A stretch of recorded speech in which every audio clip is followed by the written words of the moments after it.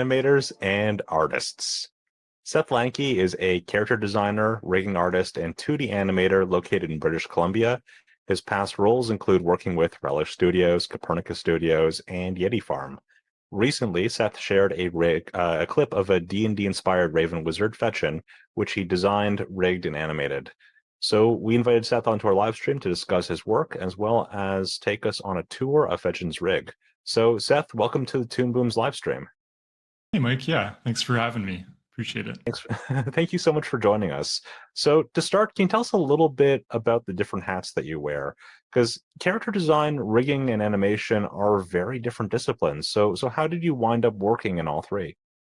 Yeah, I mean, I will say I've never worked in all of them at the same time, really. It's kind of been, just moving around as I've gone through my career. I started out in animation, and then on the side, I would kind of just rig my own characters. And one day, one of the supervisors at the studio kind of noticed, and they tapped me on the shoulder, and they're like, "Oh, hey, Seth, we noticed you do rigs, and uh, we actually have a production coming up that is going to need some more rigging talent. And if you're interested, we would love to bring you on for that." And I said yes to that, not really having any clue how rigs were built for full TV production. Um, so they brought me on for that, and it was really throwing me in the deep end. Just doing rigs on my own was kind of one thing, and then doing it for a TV production where it's not just you handling the rig anymore. It's a team of 20 or 30 animators. Really changed my outlook on how that process worked.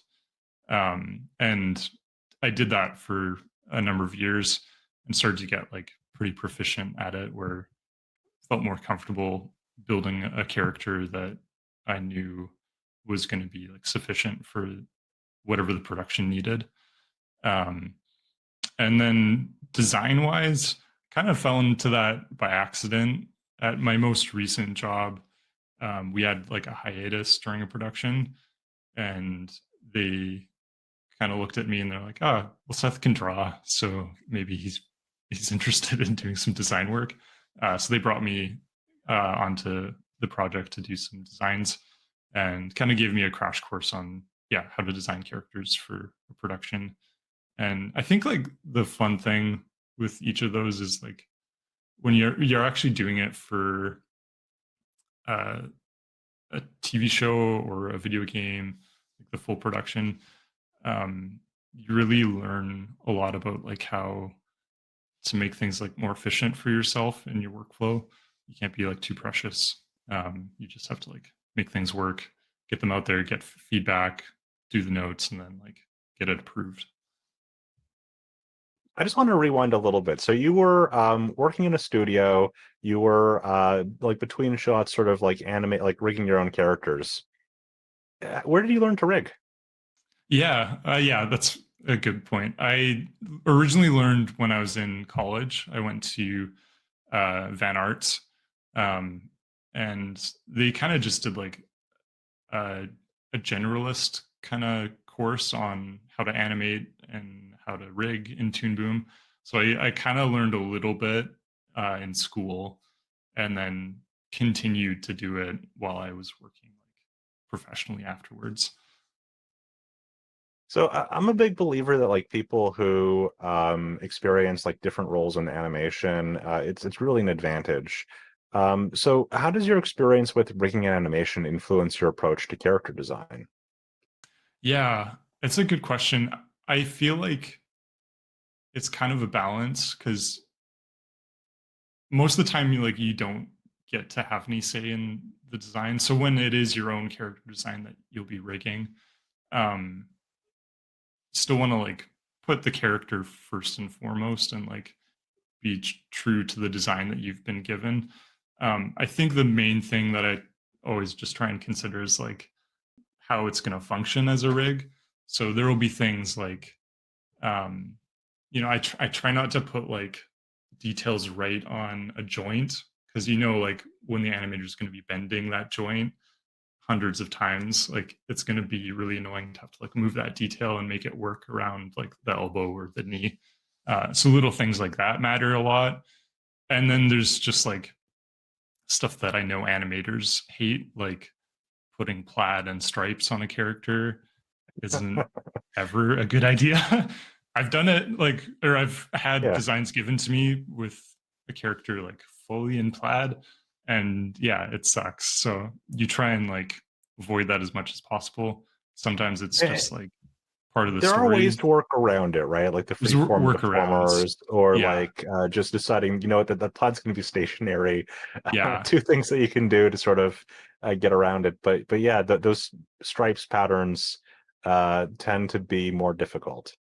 Honestly, the freeform deformer had like just come out when I had to do that rig, and yeah, it saved my life because like before it would have been much more challenging, and like yeah, you just end up hearing like animators complaining from you afterwards, like yeah, Yeah, or you're on a production that is not on the latest version yet, and it's like, okay, well, it's good yeah, that I know that exists, but I can't use that right now. yeah, exactly. Yeah, so I was also curious too, like as a animator and rigging artist, are there other things in character designs that you think about, or that maybe you wish, like, if I was the character designer, I might have changed this a little bit?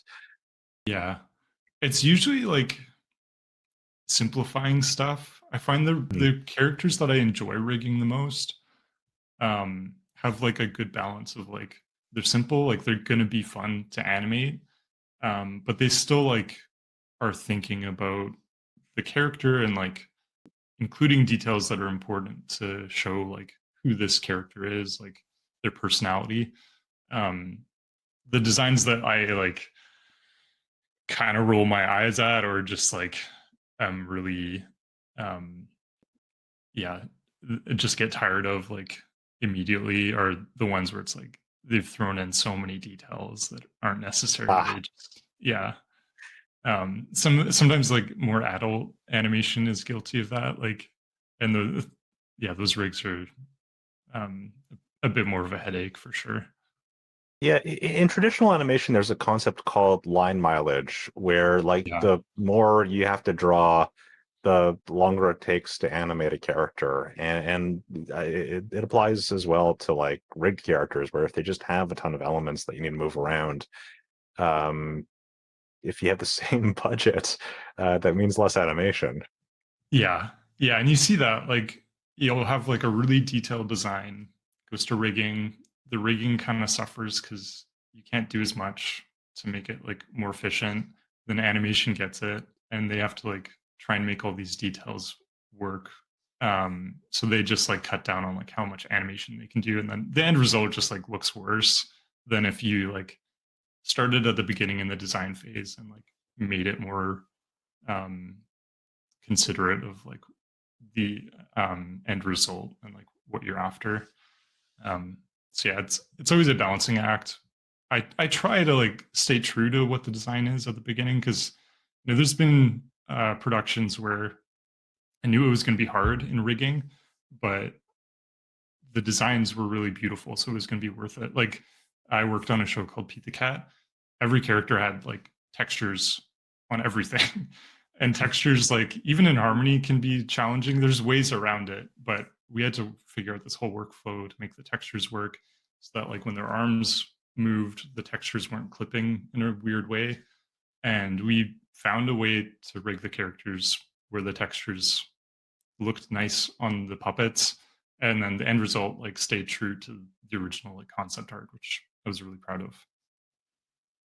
Yeah, that's awesome. I mean, like you run into things where, like, if you're stretching 2D assets at the end of the day, like you're stretching 2D assets, and um, there's only so much they can do to sort of hide the fact that it is like, you know, 2D characters that are not actually made of felt. Mhm. But I do think that like there are really interesting techniques that people do to work around it and find solutions. So, Seth, the character I wanted to ask you about today for this live stream is Fetchin, the Raven Wizard that you posted a clip of on LinkedIn. What can you tell our audience about Fetchin and the goal that you had in mind when designing the character? Yeah, I'll kind of like walk through some of the art as I talk about it. Um, Fetchin like originally just started as like a character for me to build and animate myself because like you work on so many production rigs and then the production wraps and like you can never touch them again. They're just like gone into the ether. I wanted to have like a really solid production quality rig of my own that I could, make stuff with.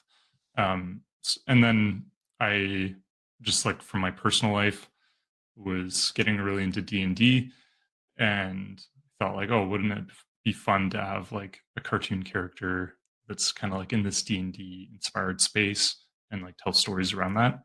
Um, so I came to this like Raven character and started to like sketch out some designs. This was kind of like one of the first, pretty rough, and there's like stuff that I was still figuring out. And then I started to tie it down more, kind of figured out like how I wanted to um, rig the collar so that like it was easier to animate. Um, Also, like kind of thinking about the old like Hanna Barbera cartoons Yeah, where the they've Yogi got like Bear sort of, you have yeah, a naked bear, but there's a collar, and yeah, that makes it a lot easier to animate the head.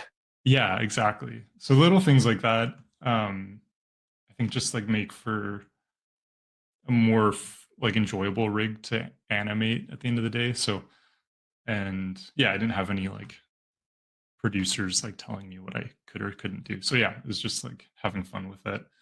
Then started to figure out color. This was like one of my first passes at it. Um, a little bit like darker, and then I landed on this. Kind of brightened the colors a little bit, and then once I had the design down, that's when you have to get into more of like the technical side of design to prep it for rigging. So you go into the turnaround phase. So yeah, just like taking the one drawing view that I did, figuring out how this character is going to look in the front view, quarter front, profile, and all the way around. Because yeah, when you're animating the character, sometimes they're going to be facing different directions, or they're going to turn their head or their body during the scene. And you need to have that rigged into the character puppet so that like the animator knows what it's going to look like. They've got that posed out already. I just want to pause for a second and just say, like, you have the legs like behind the center of mass, right? Sort of behind his uh, sort of torso, and that Mm. very much gives him like a very bird silhouette, very bird sort of posture. Yeah, And you don't yeah, see that from the front view, which I think is a really cool detail that you sort of have as it rotates. yeah. There's some like character designs that they will look really good from like quarter front, but then any other view, they like start to fall apart. Like Homer Simpson, I think is kind of a good example. You Like don't want them facing never, front. You don't want front-facing Simpsons. never in the front view. Um, Same with like Phineas and Ferb, they like start to fall apart. And like there's a lot of charm to those designs, and they've like got a huge legacy. So I'm not like defaming them at Yeah, all. no, But absolutely. But that is something that you sort of see, like The Simpsons avoids in later seasons. yeah, You don't see as many front-facing Simpsons as you do see like from screenshots in like season one or season two, season four. yeah. So I think like that's one of my personal tastes, I guess, as a designer is like I want a character that looks appealing from every angle because like it it kind of sucks in animation when you are too restricted to like, oh, well, they can only ever be in one view. So I try and like think about like, okay, even in the profile view, which is notoriously an ugly view, how can you make it appealing and like nice to look at? And then I learned this from one of my uh, character design instructors, Austin Rankins. He said, you always want to put your character design into a GIF or your like turn around into a GIF because it lets you like see it rotate. ahead of like going into, you know, animation or rigging, because it just like solidifies like, okay, this character lives in a 3D space, like the forms are moving correctly, nothing's like jumping out at you. Um, and then if you do notice like little issues, you can like fix it before you like finalize things.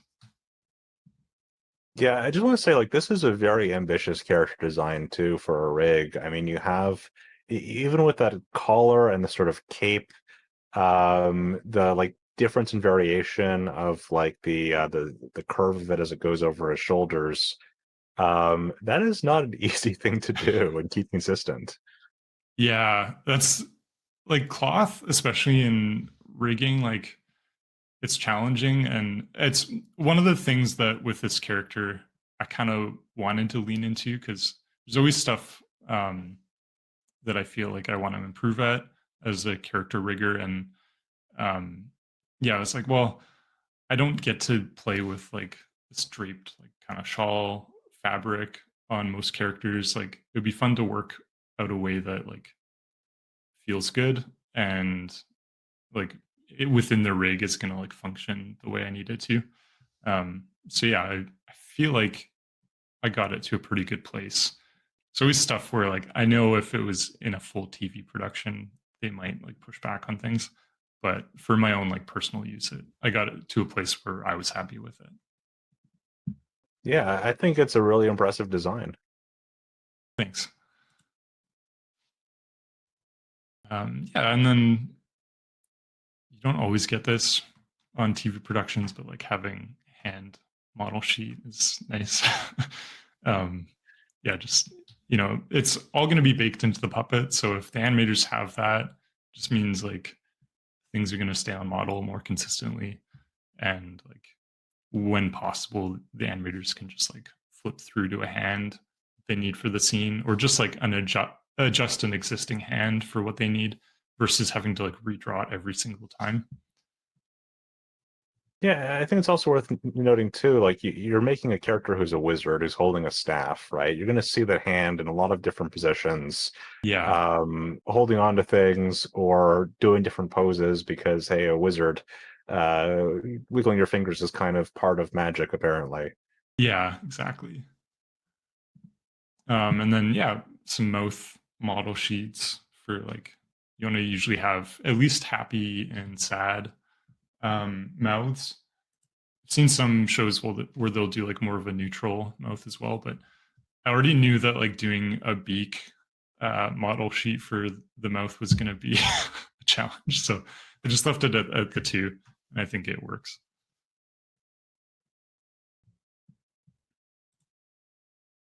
And then yeah, some like expressions as well for the character. So yeah, um, once I did all those, then I feel like I'm prepped enough to actually take it into Harmony and like start building the puppet. Because you need like all those things to actually like make a rig that is going to function the way you want it to. Yeah, I just want to say the amount of detail too in like the control panel is wild. Um, and I think this is like a really, really ambitious rig. Yeah, I think like the part that I was most uncertain about was the lighting, because I mean lighting in general you don't tend to see on Harmony rigs. I've done it like a few times, and it you can make it work, but like just adds a lot of time to TV shows, so they tend to just say like we're going to do that in post. um but I wanted to like just try it and see if I could find a way to do it that like felt um, good and like not too cumbersome on the animators. Like, yeah, so the way I kind of handled it for this character is like, you know, I baked the lighting into each pose. So like, you don't have to tweak it too much, like from the start. And then I tried to add in like some controllers that would give you, yeah, some more like control over the lighting. So I added this like brightness controller. So if you want to like dim out the lighting. You can get rid of it entirely. What was your approach to lighting? Are you using like the character sort of cut by itself, or are you using separate shapes and lines? Yeah, so the lighting is like its own drawing shape, Oh, nice. and there's deformers on them, so you can like tweak it pretty easily. And then I also made it so that like you can swap between like a shadow version and like a highlight version of the character. Obviously, it looks kind of weird in OpenGL, but if you go to render, then like it's blended so that it looks a little bit nicer.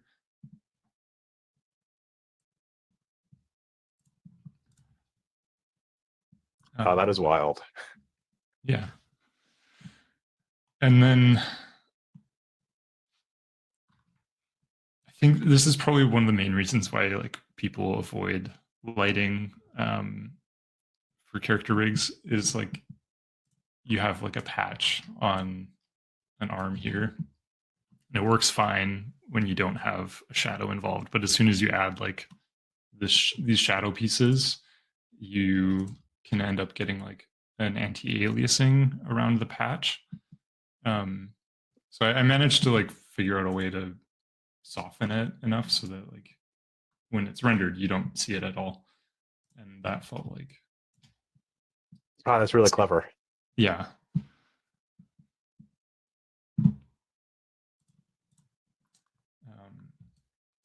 Yeah, and then a lot of the things that like just make quality of life for animation a little bit easier. You got head rotation, upper body, lower body. So these are master controller sliders that you've posed out. Yeah, yeah. If you like scroll through the timeline, you can see like all the poses that went into making those controllers. Um, yeah, I think that's like actually a good spot to kind of like highlight. So people always show off like the head tilt controllers, and those are probably the ones that get the most attention because they are really fancy and like they make the 2D puppet look really three It's an dimensional. impressive demo. Yeah.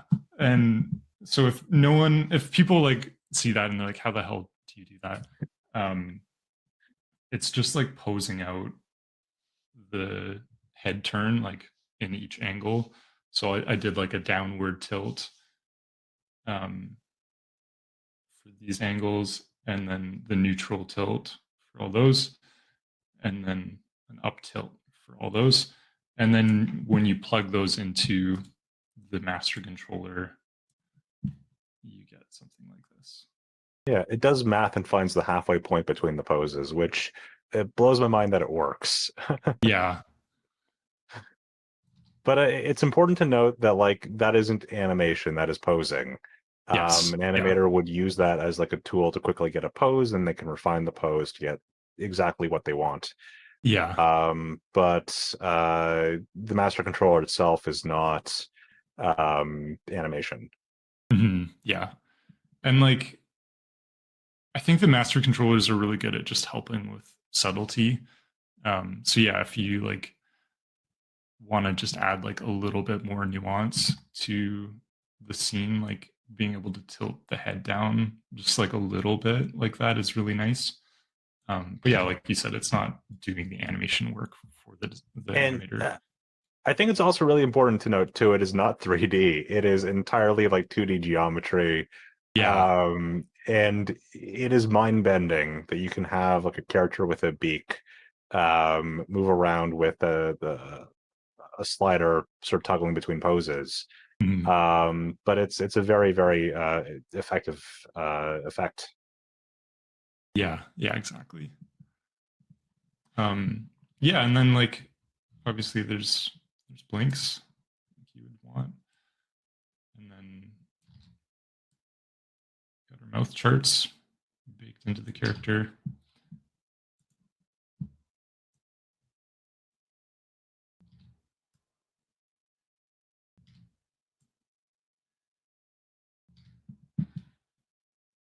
And then I always think it's super important to show people the node view. I Hey, don't know. backdrops. Yeah, backdrops, making it look clean and tidy. I don't know any rigger who like doesn't like to see a clean node view. Um, when I've looked at like people applying for rigging positions, it's always something that I really like prioritize in seeing, because as a character rigger, it's like just very important to know that you're not the only one looking at the character rig and the node view. Once you finish it, it gets handed off to animators who probably will look in the node view and need to know where stuff is.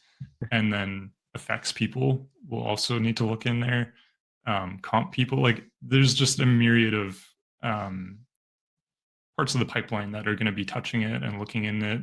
And if you've got like a spaghetti mess of nodes and cables, like no one's going to enjoy working on that rig or like having to touch it. Or even if like you need to go back and fix something, right? Like let's say Yeah. you find out that in a certain pose, a piece clips the wrong way, it doesn't look nice, you need to fix it. Mhm. Where is it? Yeah, If exactly. you can't immediately find it, that's a problem. But also like having empathy for other people in the production too is really Mhm. important, because someone else is gonna have to use it afterwards. Yeah, exactly. I feel like I've like OCD about my node view. Like I go a little bit further than even what most riggers do. But yeah, I just like to have everything really like clean. It also helps me like, because you obviously run into problems when you're rigging where something's not working properly. And when like the nodes are kind of structured in a clean way, it just helps you to be like, okay, this is where this thing's happening. This is what's plugged into what. And then you can kind of like more easily take a step back, look at everything, and then figure out how to solve whatever's going wrong. And yeah, for me, that even includes just like I'll open up these so that I can see like which piece is which more easily than like if everything's just like collapsed. Um, and then yeah, like the backdrops, like you said, I really like backdrops. I know some people don't use them, but like I think it's just whenever you can make it more clear as to like where things are, what is doing what, I think it's really helpful. Hey, this is an arm, this is a leg, these are Yeah, separate. yeah. No, I Um, think this looks super clean and readable. thanks. Yeah. There's also stuff that like is kind of studio to studio um, productions handle things differently, but yeah, you start to like pick up things that you recognize work well for productions, and then I've tried to like keep those on the rigs that I make for myself. One thing we kind of figured out worked well a long time ago was putting a transformation gate um, above wherever your prop is going to be that the character will be holding, because then you can use this node to like easily switch hands for like the prop, and it just like sped up animation quite a bit. So trying to include stuff like that. So you're not like fiddling around with depth in the middle of a scene. You just have a switch Yeah, that's a little bit easier to deal with. and then you just have one prop too. Like you don't have to have two props in the scene that you're like turning off Prop A, one. prop B. Yeah, yeah. So it just makes that like a lot easier. Um, yeah, and then in terms of the character, this is something that like again is kind of just case by case. I know some animators, they want to see like only drawing substitutions, and then some animators are like, no, I just want deformations on everything. Um, so I tend to lean towards that, where I'm like, if there's a deformer on it, that's great. It makes the animator's job easier. And if they don't like that, they can like bake it out and then just redraw off that shape. So I tend to lean into like more deformers on the character. So if I like select this whole guy, you're gonna see how crazy it gets.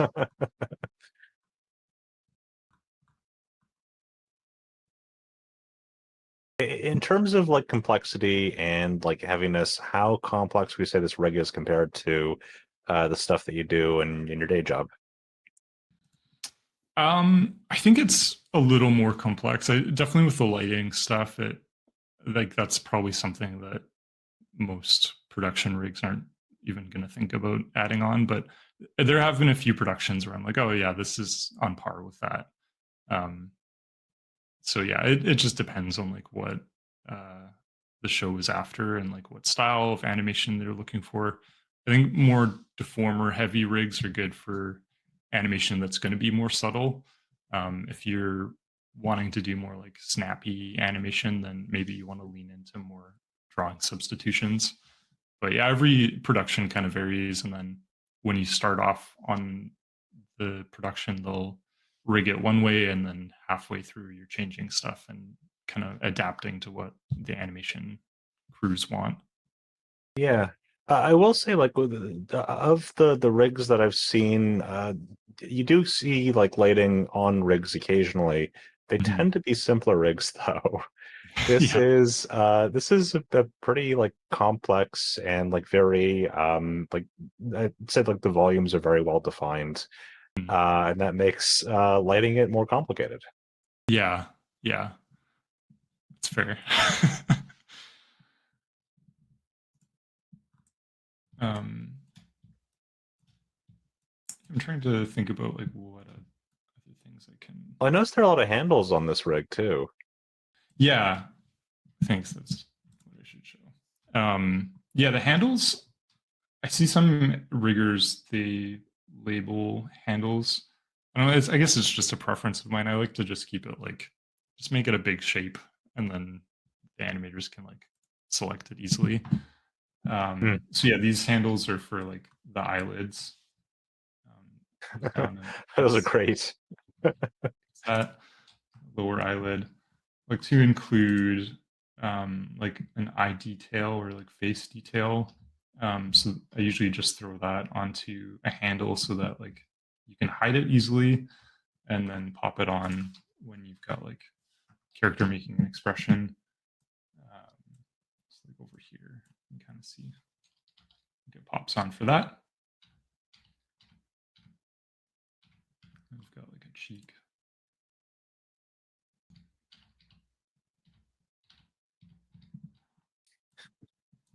And then try and also like include handles for areas where there's like a cutter, especially when it's just like a line. It's kind of annoying for the animator to just like have to narrow in on like this tiny little detail to select. So if you just make a handle for that, it makes it easier to grab it. Oh, that's fantastic. And handles for patches, obviously.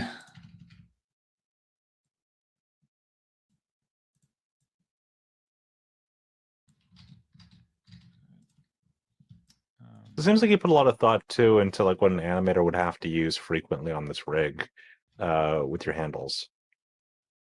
Yeah, I think like working on so many TV productions, you just like realize how quick animators have to be.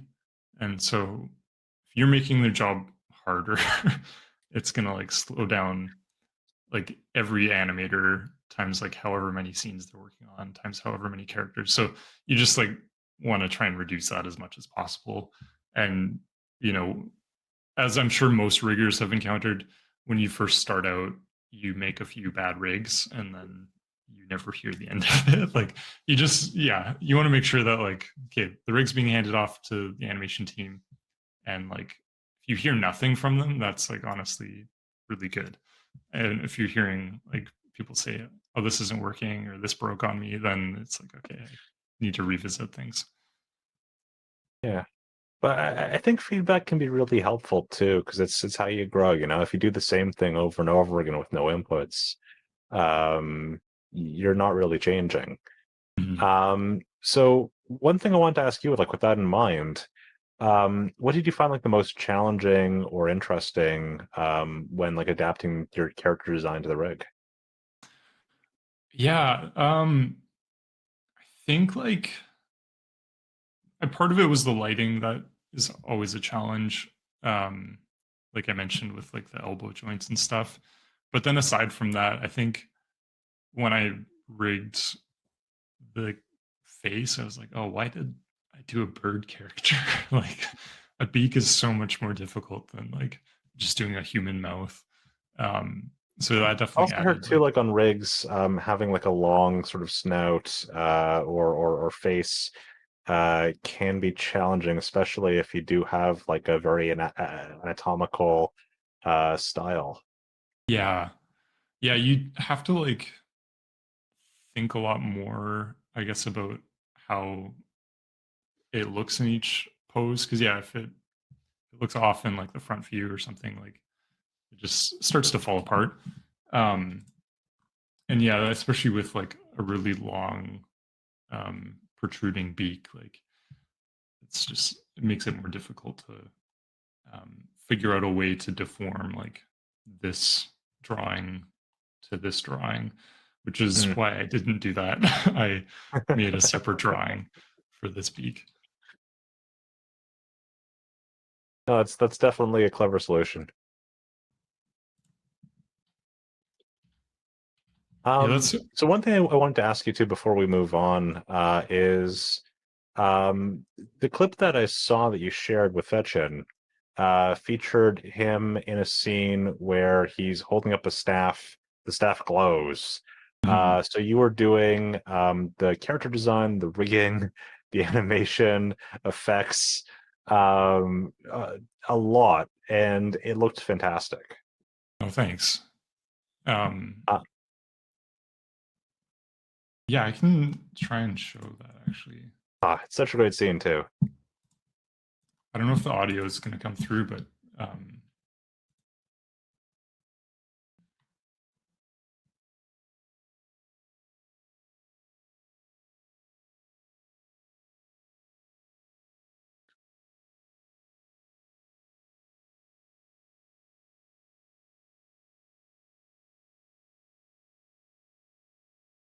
The expressions are fantastic. thanks. Yeah, it's one of the things like when you make a character to actually get to bring them to life is like the most satisfying part. So yeah, when I actually got to animate with the rig, I was like, oh, this this is what it was all for, basically.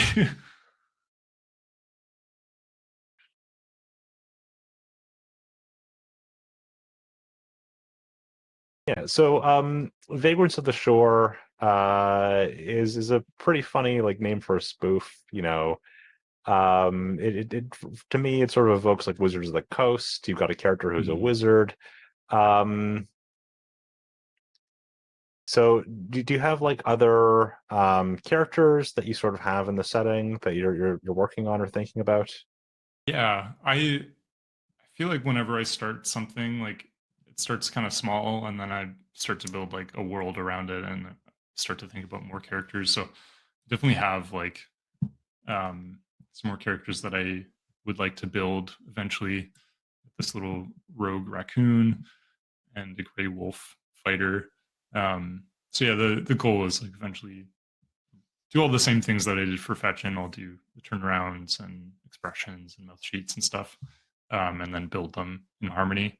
Um, and yeah, I think like I've always had the desire and like dream to make cartoons, like not just for like the big studios, but also for myself.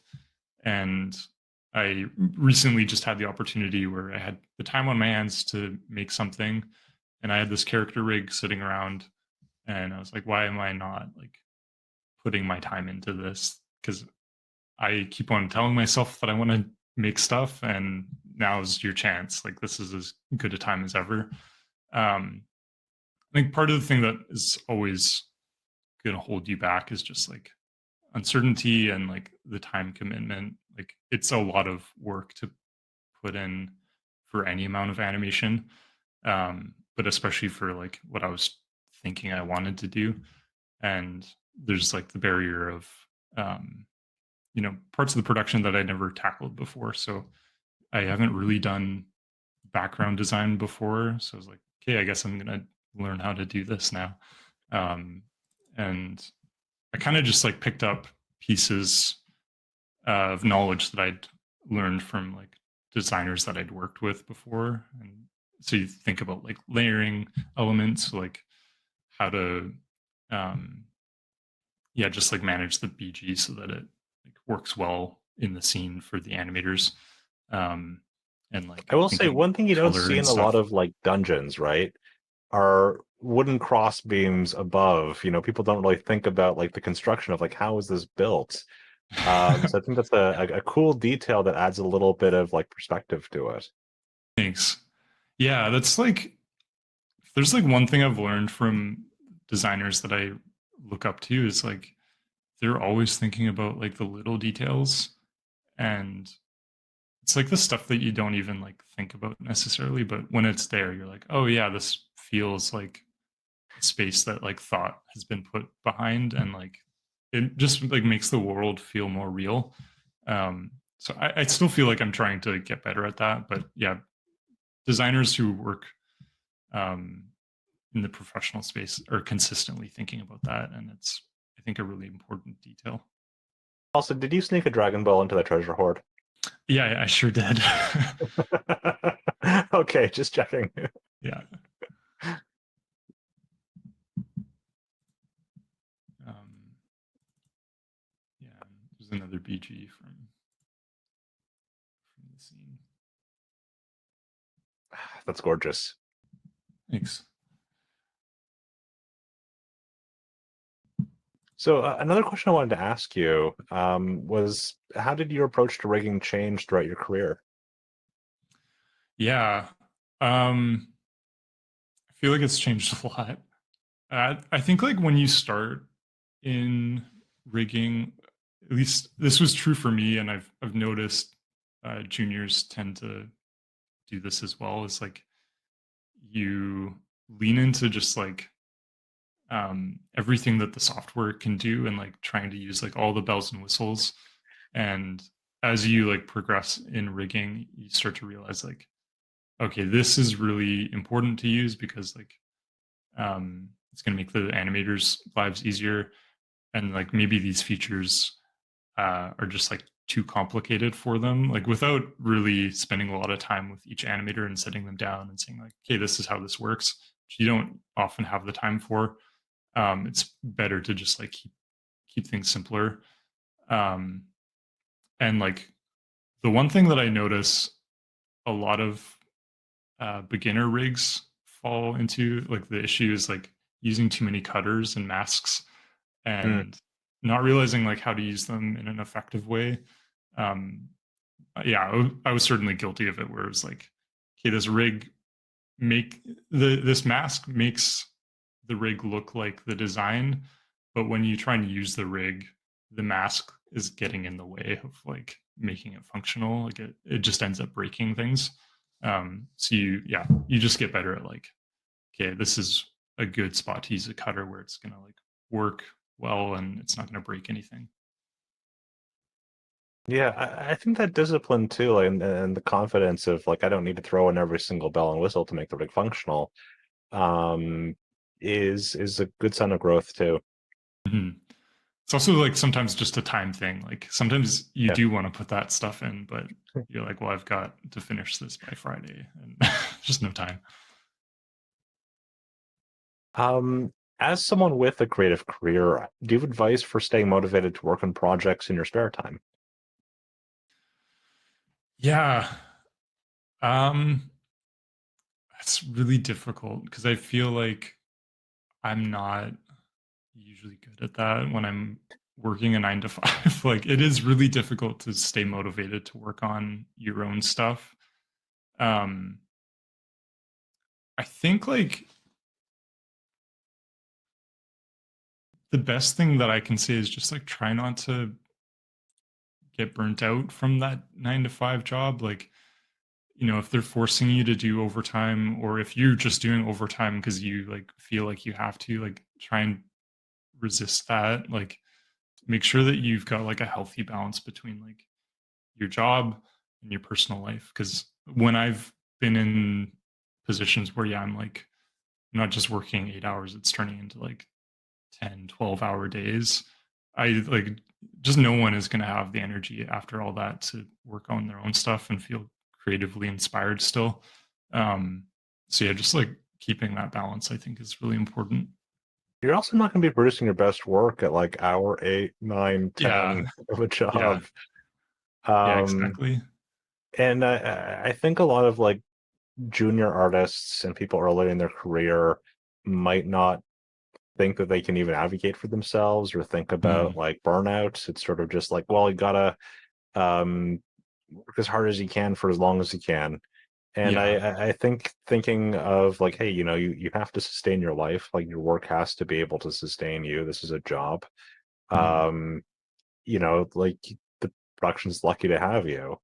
yeah, Because I exactly. really think that like artists contribute a lot. Yeah. Um, and it's not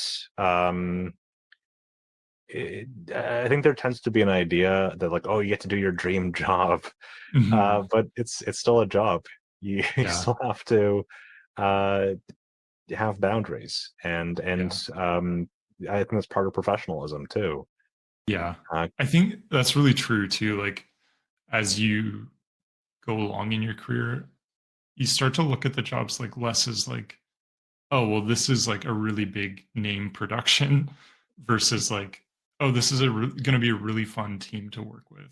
And like the deadlines are reasonable. And like, yeah, I'm not going to be clocking in like a ton of overtime. Like, those tend to be the jobs that are way more appealing than like, hey, this is like, I don't know, a Disney production. Like, you tend to care about that less as you like get further into your career. Speaking of careers, like what skills do you think are really important for artists who are interested in pursuing character design and rigging? Um, I think like most stuff, like watch your favorite cartoons, like start to like analyze why for character design, like why they've made certain choices.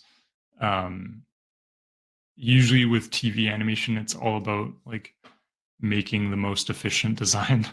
Um, so like yeah, less detail, um, and trying to just yeah think about like efficiency. So when the animators get it, they're not like spending a ton of time on like unnecessary detail. They're just like thinking about the movement of the character and like how it's going to look. And I think that's like similar with rigging too. Like, um, yeah, if you're like interested in getting into rigging, like download a tutorial for Harmony, like or download the free trial and just like start to explore it, get your feet wet. There's way more content online to learn how to do this stuff than there was even 5 years ago. And I think that's like a huge asset for people who are trying to break in. I feel like younger and younger people, like they're starting out the gate with like professional quality work, which is crazy. But yeah, it's true. They are just like learning everything that they need to online. And then they show up at a studio and they already basically know what they're doing. Um, so yeah, just like try and soak in as much that you can from what's out there. There's definitely some really good resources, including Oh, like for what's sure. on the Toon Boom channel. So Learn.toonboom.com. yeah. Um, we had a question from the chat. Skablooey is asking, well, first they're commenting that the turnaround GIF was something they hadn't seen before. Do you have other advice for people who are looking at like rigs and turnarounds, like what they can do to make sure their volumes are consistent and that things work well? Mm. Yeah, I think like um I don't know. I think it's just like again trying to keep things simple. Um and yeah, if you're designing the character, like yeah, seeing what they look like in 3D space will give you a better idea of like if it's going to function well as a rig. And when you go into rigging, like, it just makes it easier to like pose stuff out from like this view to this view. You can use like the poses that you started out with to like in between. Yeah. If that makes sense. I don't know. It does. I mean, like it goes back to the principles of animation of like volumes, right? Like what are um the 3D shapes that are sort of like underneath the 2D character that you're making. Yeah. And thinking about like, spheres, cylinders, cones, because it all breaks down to that eventually. Yeah, exactly. Yeah. If you look at Mickey Mouse, like he's just spheres and cylinders. Sort of the classical construction animated characters. Seth, I have one very important question remaining for you. Where can our audience go to see more of your work across the web? Sure. Yeah, I'm on Instagram. It's just my name, Seth Lanki. Or I've been posting more on TikTok under Tuna Tiger Hobbs. So you can see me there, and on YouTube as well. It's the same handle. And yeah, I'm trying to post more, make more animated stuff, and the characters that I showed earlier, as I like color them and make turnarounds and like rig them and stuff, I'll be updating that. So it'd be great if you could check that out. I'm going to sneak one more question in here.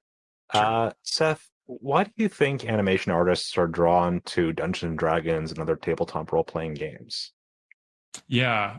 That's a good question too. I think like, yeah, we're all kind of nerdy. I mean that like in the best way, but like every animator that I've known is like really into storytelling, and like they always have like their personal project on the side that they've got like a cast of characters that they've drawn and designed, and they've got a whole world built around them. I think D&D is really a space that people go to where they can like just explore that even more, especially with friends and stuff. Like you just feel like it's an area where you're not going to feel like judged. You get to play together in a really fun way, and like it's this shared imagination and storytelling. And I don't know, I think that's just like something you don't really see in any other game. And there's something just really special about it, and it's, I think, the reason why it's like D&D's lasted for so long and like maintained its existence in pop culture. Yeah, I think there's something also very collaborative about it. There's even if you're the dungeon master and you've got a whole bunch of things prepped, you don't know what your players are going to do. So you're always on your toes. You're always improvising a little bit, no matter what's at the table you're on. Yeah, yeah, exactly. Yeah, and it's fun when like stuff goes wrong too. Like you roll a nat one and like it sucks, but like everyone's kind of excited to see what's gonna happen. Yeah, or there's a big red button that says "Do not press," and you have the one character who's sort of sidling up to it, and Yeah, you know they're going to press it. yeah, exactly. All right. Well, thank you so much, Seth, for taking us on a tour of Fetchin's rig, and thank you to our audience for taking time to join us for today's rig show and tell. Artists can visit toonboom.com for a 21-day trial of Harmony Premium, and Harmony 24 is worth checking out for new features which support hybrid 2D, 3D productions. Coming up on Thursday, August 29th, we have a studio tour interview with Iron Circus Animation. It's a new studio from Iron Circus Comics and the makers of the Lackadaisy animated series. If you want to know more about the business behind independent animation, you won't want to miss it. So thank you so much for taking time to watch, and be sure to tune in next time.